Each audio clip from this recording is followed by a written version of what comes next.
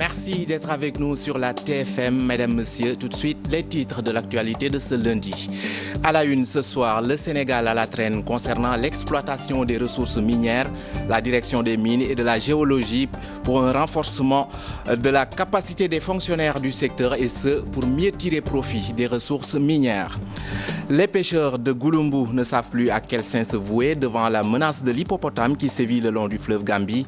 La bête a déjà fait 24 victimes. Polémique autour du non-respect de la parité sur la liste du Khalife général des Mourides. Des juristes sénégalais préconisent la suspension de celle-ci ou bien le report pur et simple des élections locales. Le temps, disent-ils, de trouver un statut spécial à la ville sainte. Le focus du jour s'intéresse aux marchands ambulants. Nous irons sur l'avenue William Ponty où la sempiternelle question du recasement refait surface. Voilà pour le sommaire, le développement dans une poignée de secondes.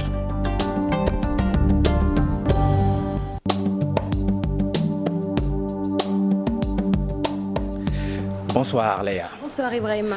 Bonsoir à tous et bienvenue. Économie pour ouvrir ce journal, les autorités minières pour une meilleure exploitation des ressources. Et pour ce faire, la direction des mines et de la géologie forme des fonctionnaires pour la maîtrise des techniques de la rédaction des conventions minières. Une rencontre de 4 jours à l'issue de laquelle la responsabilité sociétale des entreprises sera également abordée. Chérif Dia, Papraline Ndiaye.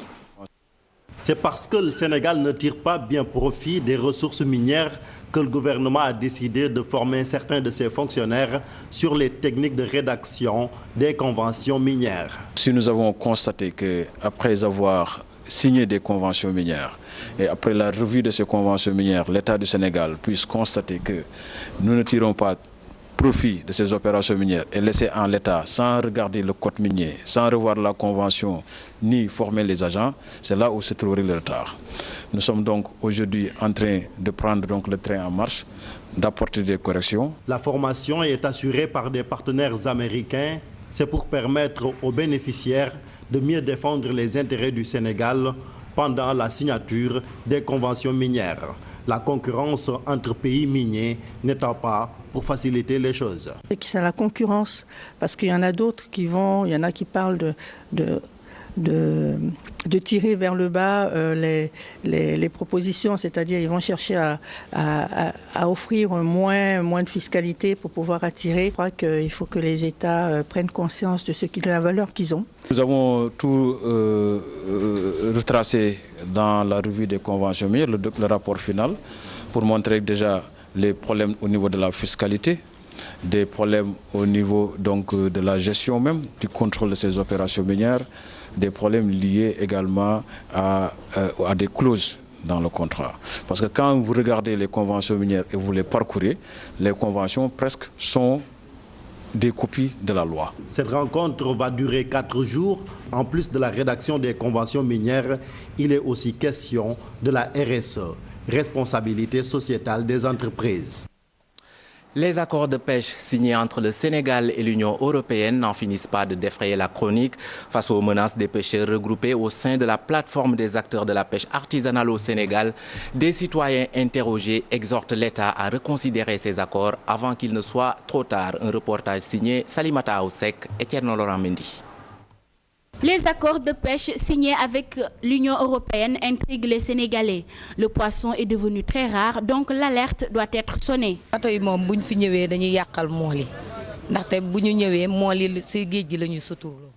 Les bateaux étrangers ne doivent pas pêcher au Sénégal. C'est du gaspillage et ça ne nous arrange pas, nous les ménagères.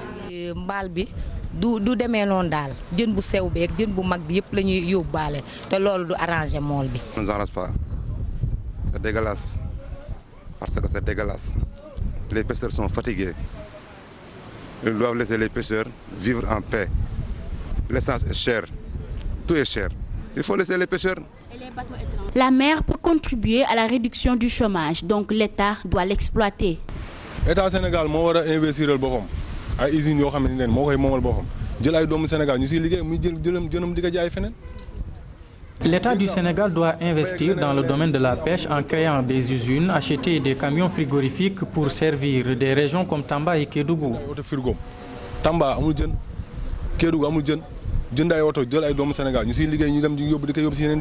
L'actuel ministre de la Pêche est pointé du doigt.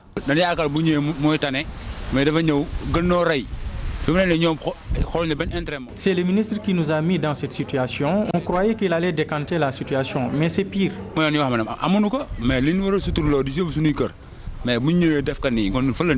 Beaucoup de Sénégalais rencontrés se désolent de l'octroi des licences de pêche aux bateaux étrangers. La plupart le considèrent comme une nouvelle forme d'esclavagisme.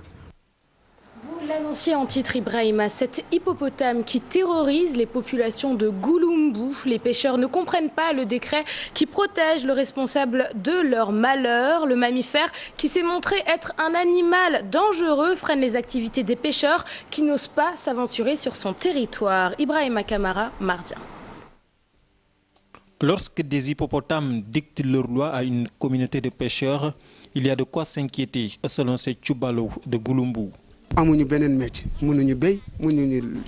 n'avons que la pêche comme métier et que l'hippopotame nous empêche de travailler.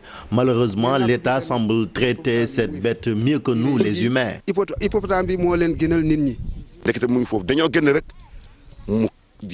Il nous avait surpris ce jour-là avec une attaque féroce. Il a blessé mon jeune frère avec qui j'étais. Nous avons tout fait pour nous sauver, avec des blessures bien sûr. Sa jambe même enflait toutes les 30 secondes. Les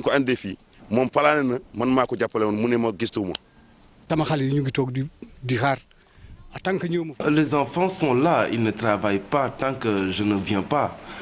Et cela à cause de l'hippopotame. Nous avons décrié cela à maintes reprises, mais en vain. Il n'y a pas d'autre solution que d'éliminer cette bête. Même si on le transfère au parc national de Niokolo-Kopa, il peut revenir. La liste des victimes s'allonge. La protection de l'espèce, l'autre barrière qui hante le sommeil des pêcheurs de cette localité. Toutes les autorités nous parlent d'un décret présidentiel qui protège l'espèce. Que font-ils alors des êtres humains dont la vie est menacée? Amoudouba est le dernier victime de la bête. Un père de famille qui a laissé derrière lui 2 femmes, dont l'une en état de grossesse, et 16 enfants. Nous nous débrouillons pour survivre, moi et ma coépouse. Nous avons des enfants dont certains vont à l'école. Nous demandons juste de l'aide.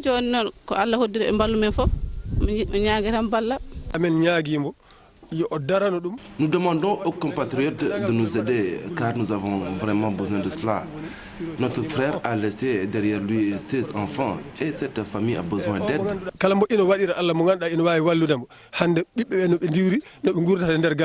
Dans une localité composée d'une importante communauté de pêcheurs, les populations de Gouloumbou, dans la consternation et le désarroi, ne savent plus à quel saint se vouer.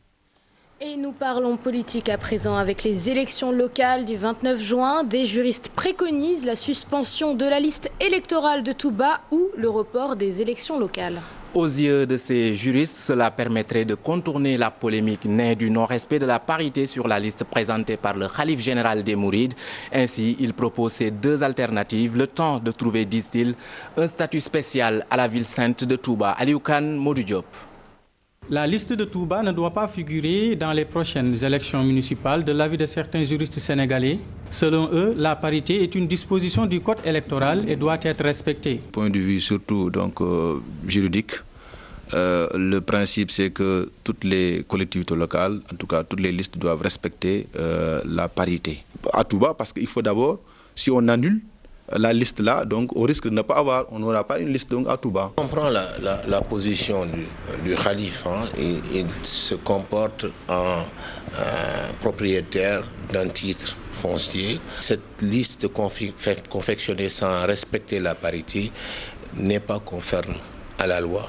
Le report des élections, une possibilité pour permettre à l'État de donner officiellement un statut spécial à la ville sainte de Touba, pour remédier au tiraillement entre la Sénat et les autorités de la ville sainte. Je pense qu'il faudrait peut-être surseoir aux élections, les reporter, adopter un statut particulier pour ces villes-là, Organiser des élections dans toutes les localités du pays, sauf à Touba, et déployer une délégation spéciale dans cette ville est, selon certains Sénégalais, une solution à envisager. Et là, la solution peut-être qui pourrait faire l'affaire, c'est quoi? Peut-être instruire après une délégation spéciale. C'est-à-dire? Une délégation spéciale, tout simplement, le prend un décret pour dissoudre donc, le conseil rural de Touba, qui jusqu'ici conseil rural, et maintenant essayer de mettre une délégation spéciale. La liste de Touba va-t-elle passer aux prochaines élections locales? En tout cas, la polémique sur la légalité ou non de cette liste a déjà fait couler beaucoup d'encre. Politique toujours, après avoir repris son bâton de pèlerin, l'ancien chef de l'État poursuit ses visites et ses déclarations. Pour le pape du SOPI, la paix résulte d'abord du respect des droits des citoyens de la part des actuels dirigeants politiques et du respect de lois à l'hémicycle, une réponse qu'il a apportée à tous ceux qui l'invitent à œuvrer pour la paix au Sénégal. Dissa Prera, Modou Diop. En visite sur le chantier de la mosquée de Massalikul Djinan, Maître Abdoulaye Wade n'a pas manqué d'interpeller l'État sur le respect des lois et règlements du pays. Selon le pape du SOPI, c'est ce respect des droits fondamentaux des citoyens qui est gage de paix et de stabilité. Dans toutes les familles religieuses où je me suis rendu, on me demande de consolider la paix au Sénégal. Moi, j'ai toujours été dans cette dynamique. Hier, à Kaolack, quand cette demande a été renouvelée, je leur ai répondu qu'il faut dire au gouvernement de respecter les lois et règlements du pays. Et ce n'est que dans la justice qu'il peut y avoir de paix. Toujours dans son propos, les députés en ont pris également pour leur grade. De l'avis de Wade, les représentants du peuple doivent s'inscrire également dans la même dynamique. Les députés doivent être libres car ils ne sont pas élus par le président de la République. De quelque bord qu'ils soient, ils représentent tout le peuple. Donc les lois doivent être respectées par tout le monde, aussi bien les citoyens que l'État. Le président Abdoulaye Wade s'est enquis de l'état d'avancement des travaux de la mosquée de Massalikul Djinan. Auparavant, il est allé présenter ses condoléances à un vieil ami aux Almadies. Nous passons au domaine de la santé, Ibrahima. Dans certains hôpitaux publics, l'accueil et l'orientation des malades ne se fait pas facilement. Un véritable casse-tête chinois pour de nombreux patients qui fustigent cette démarche des agents de santé au centre hospitalier de Fann. Pourtant, des efforts sont consentis dans ce sens. Des services variés y sont instaurés. Aminata Mbare Sow, Thierno Laurent Mendy. À l'instant même où je te parle, j'ai eu une altercation avec un agent de la santé. J'étais venue pour des renseignements, mais c'est à peine qu'elle m'a répondu. Vraiment, c'est humiliant. Le témoignage de cette patiente reflète les relations souvent heurtées entre les patients et les gérants des services d'accueil dans les structures sanitaires. L'accueil et l'orientation des patients, un mal qui plombe les hôpitaux publics sénégalais. J'avais fait des examens médicaux, mais je te dis, il m'a fallu 7 mois pour qu'on puisse me donner des renseignements clairs par rapport au médecin traitant.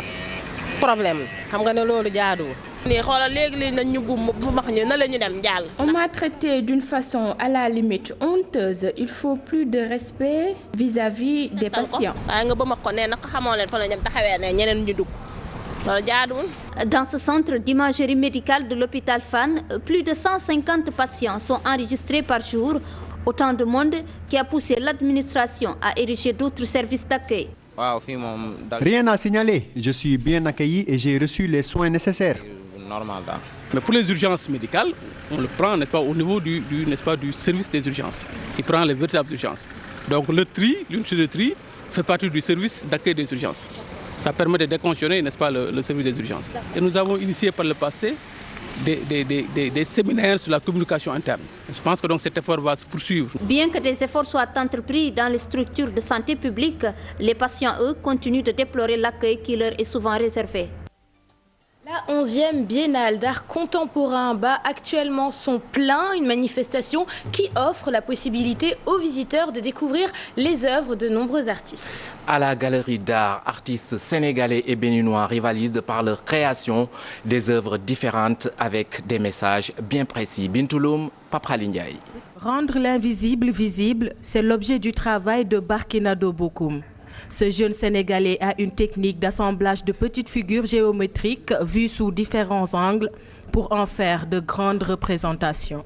Donc nous avons travaillé sur le concept de making the invisible visible, c'est-à-dire rendre l'invisible visible.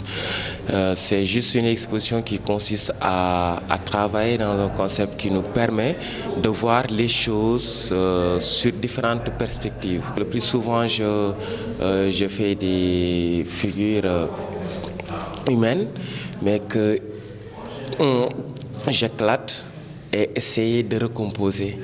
Donc c'est pas de voir la personne en tant que telle, mais essayer de voir ses perfections, ses imperfections, ce qui lui manque, ses différents comportements par rapport à des environnements bien précis. Zinkpe et Chief, ces deux Béninois représentent bien leur pays dans cette 11e biennale de l'art africain contemporain. Leurs expositions intitulées Cotonou est axée sur des œuvres réalisées à partir de bois et de peinture. Moi particulièrement, je travaille au niveau des sculptures avec des assemblages de statuettes en bois pour donner forme et également à la peinture. Cette exposition est intitulée Cotonou dit l'énergie que les artistes qui vivent dans cette ville-cité et leur impression, leur enthousiasme qu'ils réussissent à capter pour traduire à travers leurs œuvres. Chief avec sa technique et Zinkpe avec sa technique également. Diffuser leur message par de nombreuses formes d'expression artistique, ces acteurs de l'art et de la culture présentent leur travail sans limite de nationalité et de genre. La qualité également est au rendez-vous. Les Dakarois ne seront bientôt plus les seuls à recevoir le journal L'Observateur. La compagnie d'aviation Transair, en partenariat avec le groupe Futur Média, va procéder à son vol de lancement ce jeudi 15 mai. L'avion va relier Dakar à Ziguinchor et ce, 7 fois par semaine. Elhadj Faye est chargé de vol à Transair. Nous l'écoutons au micro de Dissa Préra. Compte tenu de la Casamance, et vous savez très bien que c'est une région très prospère, qui a un bon trafic. Et c'est ce qui nous a poussé à commencer d'abord par Ziguinchor. Mais notre objectif, c'est tout le Sénégal. Ce que nous voulons faire avec les futurs médias, nous savons que les newspapers, les journaux, vont à travers le Sénégal par route. Donc, ce que nous voulons faire avec le groupe Futur Média, qui est, on dit ça, miroir du Sénégal, on voudrait commencer à transporter les journaux, l'Observateur et tout ce que vous savez à travers les régions, c'est-à-dire à Kédougou, à Tamba, à Ziguinchor, Cap Skirring. Nous voulons renouer ce partenariat avec vous. Je vous le disais en titre, le focus du jour s'intéresse aux marchands ambulants sur l'avenue William Ponty. La lancinante question du recasement hante toujours le sommeil de certains acteurs de ce métier. Un recasement qui aurait dû se faire depuis longtemps, mais jusque-là, la situation ne semble pas évoluer. Même si pour certains marchands ambulants, le gouvernement serait responsable dans cette affaire, d'autres viennent contredire cette version et accusent leurs collègues de faire preuve de mauvaise foi. Un reportage signé Aïssatou Païfal et Tierno Laurent Mendy. Leur avait été faite qu'ils seraient bientôt recasés. Les marchands ambulants sont désespérés. Ils errent dans les rues de Ponty. Leur petit commerce est à l'agonie. Parce que les marchands ambulants non déguerpis, ça fait 1 an qu'ils sont en train de survivre une galère. Ils n'ont pas été recasés et pourtant on les avait promis des recasements définitifs. Mais jusqu'à présent, la moitié a été recasée provisoirement et ceux qui restent sur la rue, c'est plus nombreux. Ils viennent de Gossas, Louga, pour ne citer que cela. Ils ont tout laissé derrière eux pour tenter l'aventure. Moi, je suis un cultivateur. J'ai laissé l'agriculture pour venir à Dakar parce que nous avions des difficultés. L'État ne voulait pas acheter notre arachide. C'est pourquoi on est là pour trouver un travail. Pourtant, certains d'entre eux refusent les sites de recasement qu'on leur a proposés. Ils préfèrent jouer au chat et à la souris avec les policiers. Ils refusent de rejoindre les sites de recasement. Je ne peux pas comprendre le refus. Ils doivent accepter le choix de la mairie de Dakar. Mais ils ont tort, c'est pourquoi ils se frottent toujours aux policiers. Ils disent niet au recasement provisoire. Certains d'entre eux ont boudé les sites de recasement. N'empêche, les rues de Dakar sont bel et bien désencombrées. Et même si être marchand ambulant n'est pas un métier facile, c'est une profession bien appréciée des populations. Pour les Sénégalais rencontrés, ces marchands doivent être soutenus. Leur profession mérite d'être réglementée. Des propos recueillis par nos reporters Bintouloum et Modou Diop. Le travail de marchand ambulant est très prisé par les jeunes, surtout ceux qui viennent des coins les plus reculés. Un phénomène qui suscite beaucoup de polémiques, mais ne dérange pas moins certains Sénégalais. Ils vivent avec. Les marchands ambulants laissent leurs parents dans les villages pour venir à Dakar et travailler. Il n'y a aucun mal dans ce qu'ils font. Au contraire, ils essaient de tout faire pour subvenir à leurs besoins. Moi, en tout cas, je les encourage. Il faut faire les marchands blancs pour vivre. Vraiment, c'est bien. Ici, il n'y a pas assez de diplômes. Il y a des autres ils ont des diplômes, mais pour avoir du travail, il faut payer de l'argent. Ce n'est pas facile. Les marchands ambulants arrangent certaines populations. Leur commerce est plus accessible et moins cher. D'aucuns estiment qu'ils doivent être soutenus. Si c'est à Dakar, Dakar est tellement saturé, il y a trop de voitures, mais au port Saint-Zaténi, ça ne nous dérange pas. Nous, on aime les marchands ambulants. Comme les marchands ambulants font vraiment un bon boulot. Ils sont jeunes et ils veulent travailler. Donc, il faudra qu'on leur trouve un site où ils pourront exercer librement leur travail. Il faut leur trouver une place pour vivre là-bas et pour étaler en bas et vendre. Bien que certains tabliers occupent de manière anarchique la voie publique, leur commerce reste par ailleurs indispensable pour une frange de la population. Au Sénégal, quand on parle de marchands ambulants, un nom sort du lot.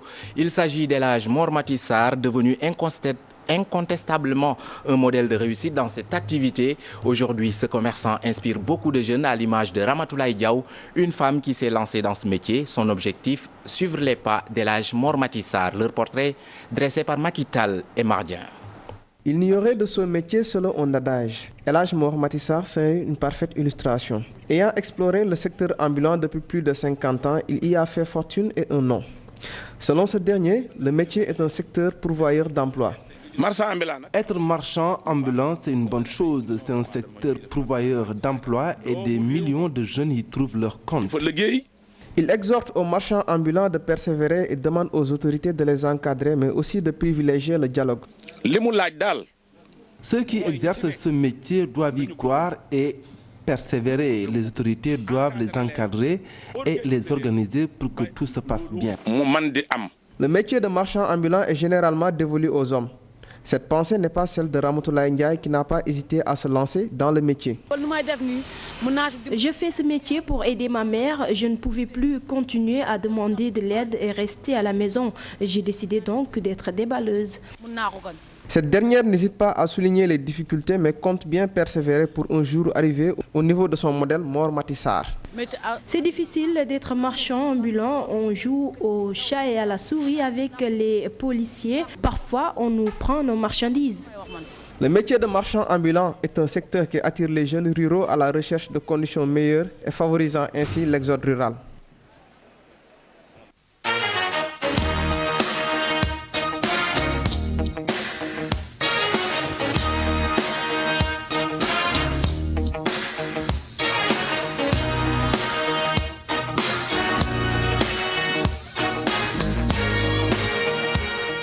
Dans l'actualité sportive, nous parlons football avec la 20e journée du championnat national de Ligue 1. L'AS Pikine est à l'arrêt. Le club pikinois a réalisé une contre-performance en concédant le nul blanc à domicile face à Yego. Compte rendu Abdouaziz Kane. L'AS Pikine n'avance plus depuis 2 matchs. Après la défaite concédée face au Casa Sport, les banlieusards, tenus en échec par la lanterne rouge Yego, accusent le coup. Beaucoup de regrets. Nous étions à domicile, on se devait de nous imposer. On n'a pas su le faire face à une équipe très défensive. Et puis voilà, qui a bien géré son match. La lucidité, encore une fois, et ça ne pardonne pas. Quand on n'est pas lucide devant le but, on ne peut pas faire la différence. Je pense que depuis la première période, on aurait pu le faire. On n'a pas su, c'est ça qui n'a pas marché. À Yego, Ce point du match nul pourrait s'avérer crucial dans l'optique du maintien. Pikine, c'est un grand club et puis Pikine joue le titre, nous on est dernier. On est obligé de passer par là pour se sauver. On a dit il faut qu'on soit réaliste. Maintenant, il ne faut pas qu'on aille à Pikine pour rentrer avec 0 point. Et les gosses ont suivi et ça a marché pour nous. Donc nous félicitons les gosses sur ça et souhaitons bonne continuation à l'AS Pikine. Au terme de cette 20e journée, c'est le statu quo en tête du classement.